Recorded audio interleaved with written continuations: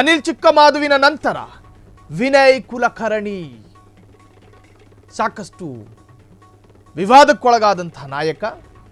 ಈ ವಿನಯ್ ಕುಲಕರ್ಣಿಗೆ ಈ ಬಾರಿ ಕ್ಯಾಬಿನೆಟ್ನಲ್ಲಿ ಅವಕಾಶ ಸಿಗುತ್ತೆ. ಅವಕಾಶ ಸಿಕ್ಕಿದ್ರೆ ಪಕ್ಷಕ್ಕೆ ಡ್ಯಾಮೇಜ್ ಆಗುತ್ತೆ ಎನ್ನುವಂಥ ಅಭಿಪ್ರಾಯಗಳಿದ್ದಾವೆ.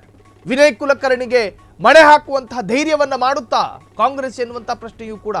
ಹಾಗಾಗಿ ವಿನಯ್ ಕುಲಕರ್ಣಿಗೆ ಮಿನಿಸ್ಟ್ರಿಗಿರಿಯನ್ನು ಕೊಡುವಂತಹದ್ದೇ ಒಂದು ಸವಾಲು.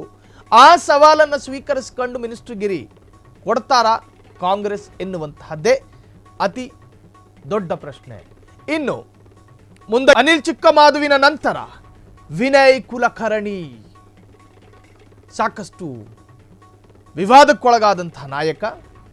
ಈ ವಿನಯ್ ಕುಲಕರ್ಣಿಗೆ ಈ ಬಾರಿ ಕ್ಯಾಬಿನೆಟ್ನಲ್ಲಿ ಅವಕಾಶ ಸಿಗುತ್ತೆ. ಅವಕಾಶ ಸಿಕ್ಕಿದ್ರೆ ಪಕ್ಷಕ್ಕೆ ಡ್ಯಾಮೇಜ್ ಆಗುತ್ತೆ ಎನ್ನುವಂಥ ಅಭಿಪ್ರಾಯಗಳಿದ್ದಾವೆ. ವಿನಯ್ ಕುಲಕರ್ಣಿಗೆ ಮಣೆ ಹಾಕುವಂತಹ ಧೈರ್ಯವನ್ನು ಮಾಡುತ್ತಾ ಕಾಂಗ್ರೆಸ್ ಎನ್ನುವಂಥ ಪ್ರಶ್ನೆಯೂ ಕೂಡ.